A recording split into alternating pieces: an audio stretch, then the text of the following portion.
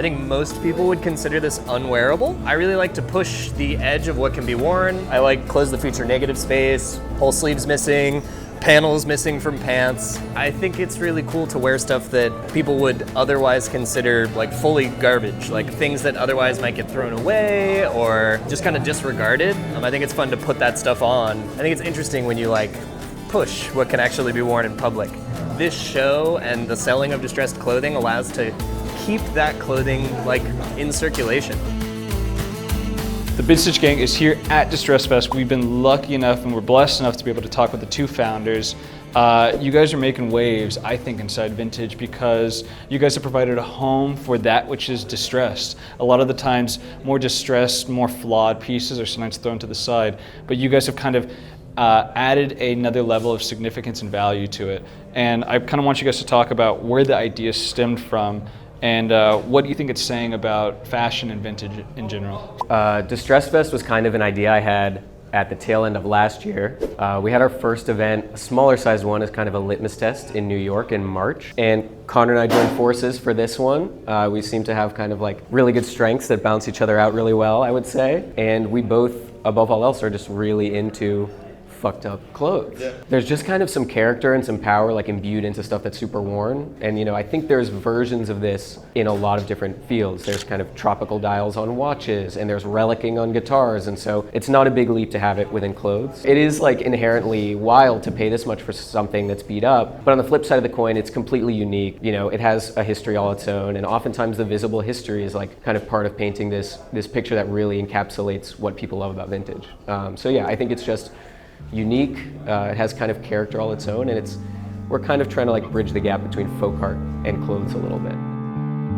This is a 1940s hoodless Afterhood. It's a double V sweatshirt with an applied bottom pocket. It was found in a house. It has pretty exceptional distressing throughout, rust-stained patina. It is 2-ply or double face, which means that all that tasty distressing reveals a whole other layer of sweatshirt underneath, which is super rad and keeps things really wearable even though they have like tons of holes. I've been wearing this thing before the show because I really like it, hoping nobody buys it so that I can keep it. But I really wanted to bring it out to the show because I think it does embody kind of the idea of distressed vest. Beautiful items with lots of wear and decay, emphasis on wear, repair, and wash. If someone comes to you and says, hey, I really want to buy this, what price would it be to get it out of your hands? I have it priced at $2,500. I mean, for an Afterhood, like, or somewhat of an Afterhood, it's a steal. Yeah, everything's so relative with pricing. Exactly. If you look at like the consumer market and what people are paying for Afterhoods in Japan, it's a very like low relative. Yeah, it's a reasonable price. Yeah. I'm 28. How old are you, Abe? 27. Yeah, I think we're reflective of the next generation of vintage clothing, and a lot of our contemporaries and us will sell the really good condition stuff to pay our bills and keep the fucked up versions of things to have cool clothes to wear ourselves and style in a unique way. There are so many fields where wear is actually a quality aspect and is something that collectors are looking for. So why not apply that same lens to clothing? And I think like each one of these garments are so completely unique. Like you couldn't reproduce these things. You could maybe create a facsimile that is near it, but you can't imbue it with the same spirit or feeling or history that each one of these garments has. It's become incredibly difficult to source anything. Like I would say the vintage clothing market has accelerated so rapidly in the last like 2 years. Things that I could buy for $10 2 years ago are like $150 now. Yep. I can't keep them in stock. I'm putting $175 on them and they're like moving faster than I can keep up with. The Japanese market reacts really like aggressively to the American consumer market. So if Americans are starting to pay higher prices for things, the Japanese follow suit and will come and buy those things and put them in their stores. It's almost overcorrecting, like the mistake everyone makes when driving, when they're about to hit something and they swerve out of the way. I feel like that kind of happens, like market-wise. Plug us the name, the Instagram. Heavy Heart Vintage. Talk to us. You pulled a couple things for Distress Fest. I want to know about them because these are crazy. All right, so I met this guy, and he's been collecting car club and motorcycle club memorabilia since the 1980s. And these were in his like bar room, and he was kind enough to let me purchase them. So this one's like Triumph, has some moth holes, Oregon Ramblers. And this one got the Yellow Jackets, Palo Alto. Yellow Jackets. And you don't ever really see them still with the tag. They both have the pinup girls still on it. But yeah, dude, clothes. Very gnarly. Clothes. Very sick.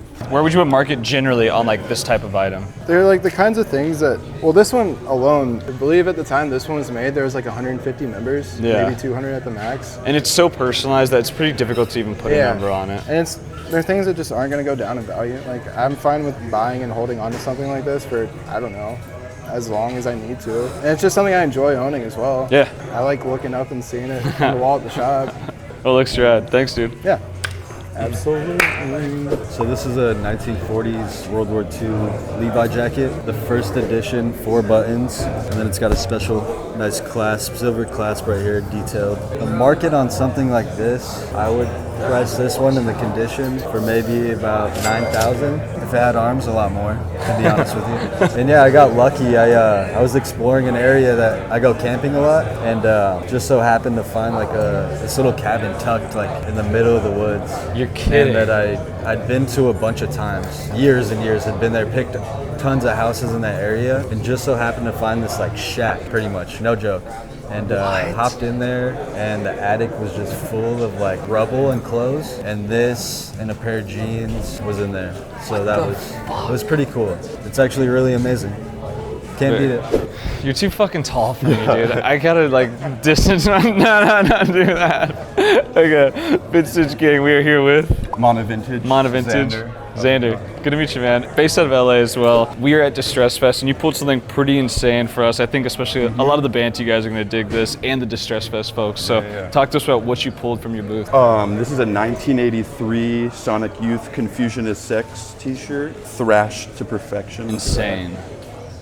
Yeah, literally their first EP. It's a good one. Okay, in your opinion, does the thrash add to the value, like its inherent value to you? Maybe not in a monetary way, but like in terms of like how unique and special it is. Totally. Talk to us about that. It takes probably like 200 plus wears to get a shirt to look like this. The amount of work that takes is just incredible. Yeah. So I think for that reason, yeah, it adds value. Very cool. To the people at home, probably not. Probably not, but I think it does. In terms of like market price, like or offers, like what kind of, where would you put this one if someone came to you and was like, hey, I want to buy this? I'd like to be at 600 bones for this one. It might be the first Sonic Youth shirt. I think it is. Yeah, very well might be. Very cool. Where'd you find it? I got it online. Nice. On eBay. Little steal. Oh yeah, it was like $40, I want to say. Oh yeah. Got it in like 2016. Hell yeah. Yeah, 2016 awesome. prices. So. You pulled something out for us at Distress Fest that is very Distressed Fest. Yeah. Talk to us about what it is, how you found it, and what makes it so cool. It's a like 1920s-ish Montgomery Ward chore coat, chin strap on it, and I found this sitting in a house that was it had about 3 feet of newspaper just up inside the upstairs. Yeah. And I had to dig through it. It's pretty tattered. It's a beautiful piece. But it's still kind of here. What'd you have it listed at, or in store? I was asking, starting at $500. $500. Which, I mean, if it was in great condition, it's exactly way more. Do you do most of your finds like by just your own picking? Yes, I do. Pretty much everything I find is my own. Very cool. And I go out to a lot of farms. I talk to a lot of farmers. That's how I find most of my stuff. Very sick. Is on farms up in Idaho. Okay, tell us about this one. Super cool. You didn't pick this one, but you found it from a mutual friend. Britt Eaton. Yeah. Everybody knows who that guy is. Mr. Festivus himself. Yeah, Mr. Festivus himself. And he, for helping him last year at Durango, make the pile and do everything with Hadley Hill. Yeah. He gave me a big pile of stuff of like sweats like this. You don't see these like super often. Yeah. So I was like, I saw it and he was like, hey, do you want this? Because I was picking it up and looking at it. He's like, you can have it. Festivus 2025, is it happening? Yes or no? I haven't heard anything about it, so I wouldn't know. Fingers crossed. I hope so. Who knows?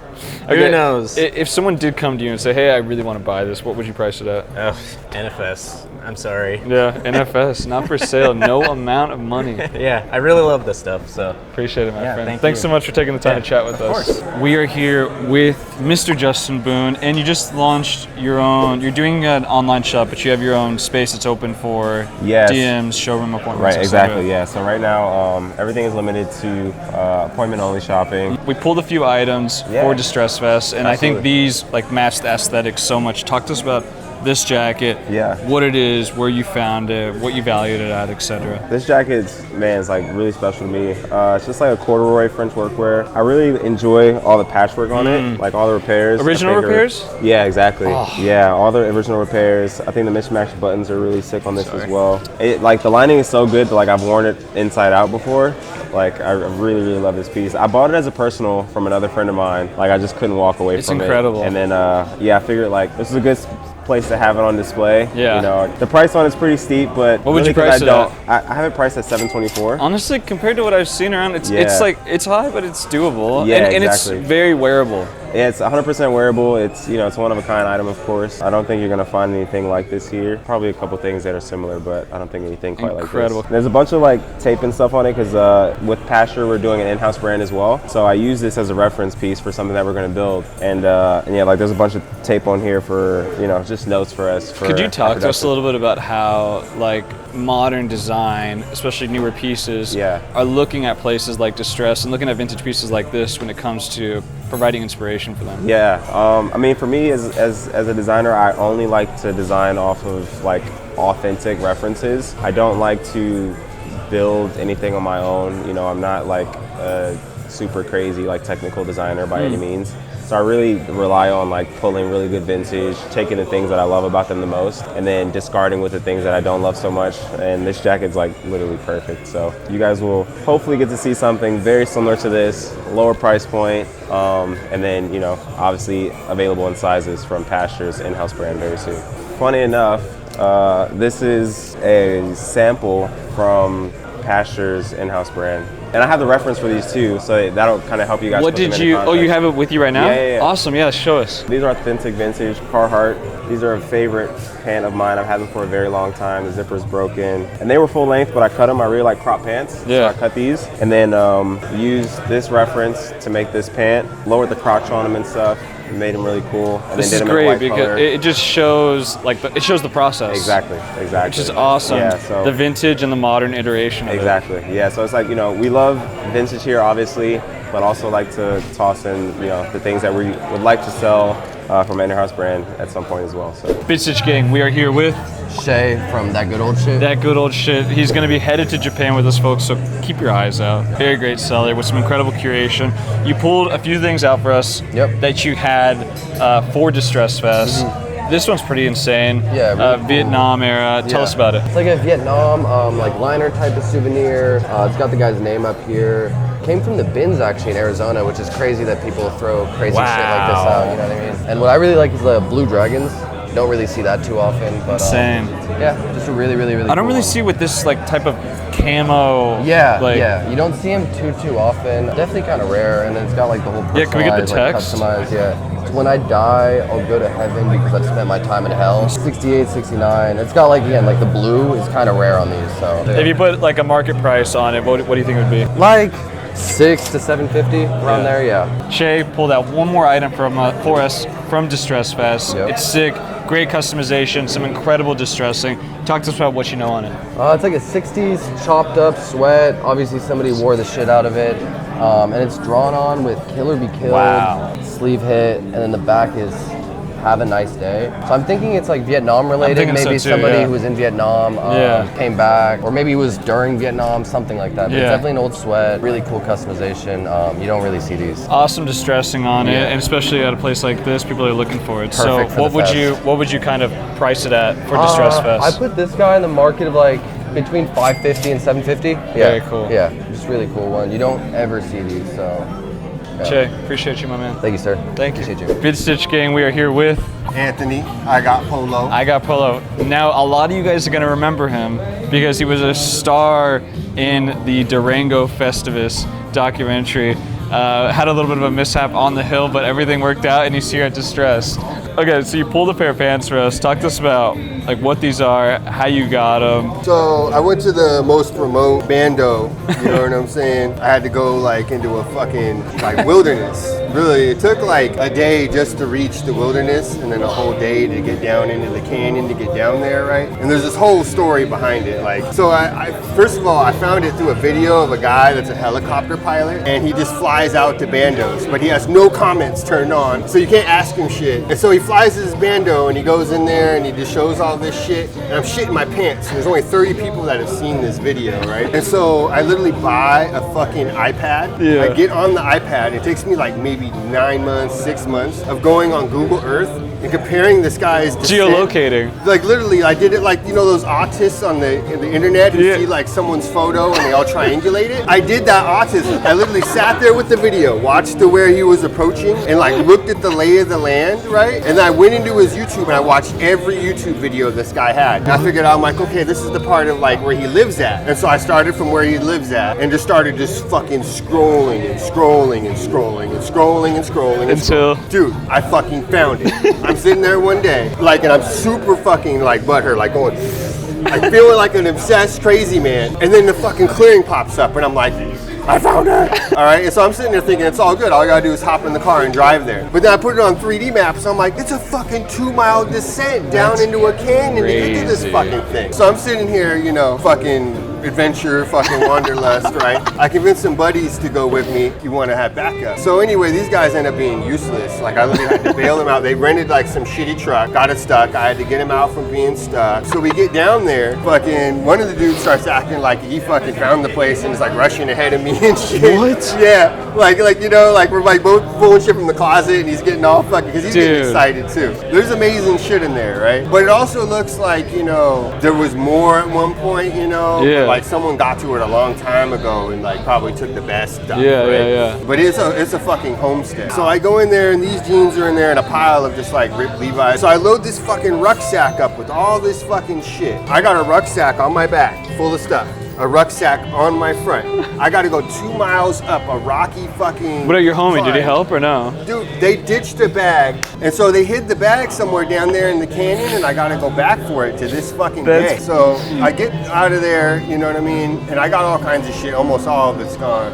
But I kept these jeans. Kept these are incredible. Right, and so they already had a bit of repairs. But then I have my homies, Kentucky boy Tyler. I hit him up and I'm like, bro, I got these jeans. They're like personal piece, you know. I'm like, will you work on these for me? And so we both did like this thing where we both like sewed on here. Very But then sick. I wore them and then they tore to shreds again. So now I got they're like a work in progress forever. Like the brotherhood of the traveling pant. You know what I mean? These and are then rad. I wore them to all the shows too. That's why they ripped, because I was dancing in them. So they were all on a couple of dead tours with me. They got that energy in them. You know, they came from a fucking crazy story in a crazy place, and they've seen some crazy shit. And it's a crazy piece. I need to go back there. There's actually deeper in that wilderness. What? Just 2 older buildings that I wasn't able to reach. Well, 'cause you went with those I went 2 out guys. of my way. I could have done it by myself, Yeah. it turns out. And I involved these dudes, Oh, and they shit. actually were less help and more hurting me on the mission. Yeah. I gotta find people I can trust who got abilities, and you know, doing this expedition shit is serious.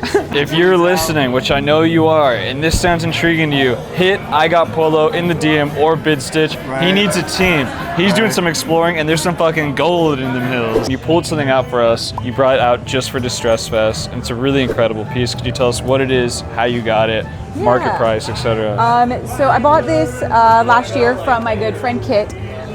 The wear is just literally incredible. Beautiful. It's a piece that I normally wouldn't even consider selling. I wore it in here today, and we kind of made a joke of like, what do you think, you know, the max is on this? And we're like, sure, if someone wants to pay, I guess it will be for sale. But 1950s French Chore. The black is a little bit more rare. Normally you see the blue. Black was a master of their craft. So this is someone who put a lot of work into this. I'm still putting work into it every day. So just like the honeycombing, like it's so gorgeous. crazy. And a lot of the repairs and stuff like that, there are some Boro style repairs throughout. That was all original with the jacket. Incredible. So I know you said it's going to be tough if someone wants to come at it with a number, Yeah. but if there was a number you would take on it, what would it be? We said $2,000 is probably where I feel good. I mean, I know a few people right now that are selling these for $8, $9 brand new. So I don't think that that's crazy. It's not crazy, you know? honestly. Yeah. I mean, I've never seen this before, so. Yeah, it was my first time seeing it too, so. I know that we've taken a lot of your time today, but These are incredible. I need to know everything about them. I need to know how you found them. I need to know what these are and like just like how beautiful they are. They're World War II S501 XX. How'd you get these? They're in a house, and there was nothing downstairs. There was nothing in the upstairs bedroom. And then I went to the attic, and these were the first thing I saw. The first thing I saw was this leather patch just laying there. And I was like, oh wow, they could be 50s. And then I flipped them, and I saw the donut button. The donut button is for World War II era. They were limiting resources on products and stuff that they used, like material. The buttons use metal, so they put a hole through it.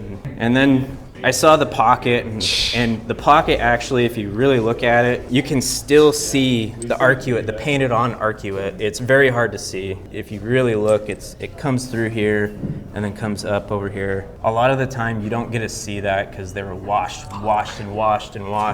But this guy, he didn't really wash his denim. He wore it and wore it and wore it. And that's why you get the crazy fades. You get the honeycomb, you get all of this that you see. The honeycomb, it makes the shape, and we just call it honeycomb because it's the shape that it makes, and it's the bunched up part of it, like when they were riding like a horse or on a tractor, or because they're bunched up with their knee up and in the saddle or on a tractor or whatever. But this guy was he was like a cattle farmer. I figured he put on this pocket, and he had it on every piece of denim he had. And I figured it was almost like a barbed wire tool, like doing barbed wire fencing. So if like barbed wire fence broke from a cow going through the fence or something, he would have to repair it and add in another piece of barbed wire, so he would have a tool to do that and a tool to attach it to the fence post. And I figured that's what it was, or using it for everything else, because it's such a big weird pocket that you don't normally see on like a regular pair of like carpenter pants. I wonder. My guess is as good as everybody else's with this thing, but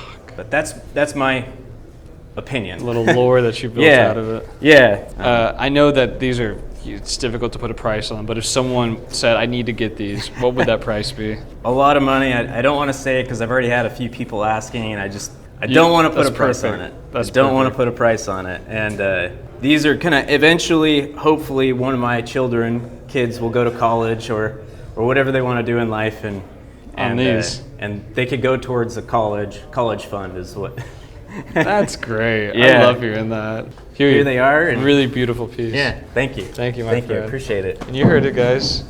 College tuition. The stage is yours on this one because you're going to have to explain to me and our audience what's going on here. This is a 1930s flannel. It's from a brand called Gibraltar, which is a very rare brand to find. It's very early. This flannel has seen better days. The sleeve is like completely exploded. This sleeve is like mostly fragmented. The entire back was cut out. Likely all of this stuff was removed from this to do repairs on other garments. Oh, okay. So generally if you find something like this where it's like clear that whole sections were removed and you find it in a house, these parts were harvested for repairs on other garments. Sure. I think that this flannel is perfectly wearable, and I wear it all the time actually. It came out of my personal closet. Yeah. But because there's like a little bit of material for the sleeve and actually a complete button, you can still like close it around your wrist and it dangles really crazy off the arm. It makes a really unique silhouette. And it's also super long. Like I'm 6'2", but even on my body, it's like at my knees.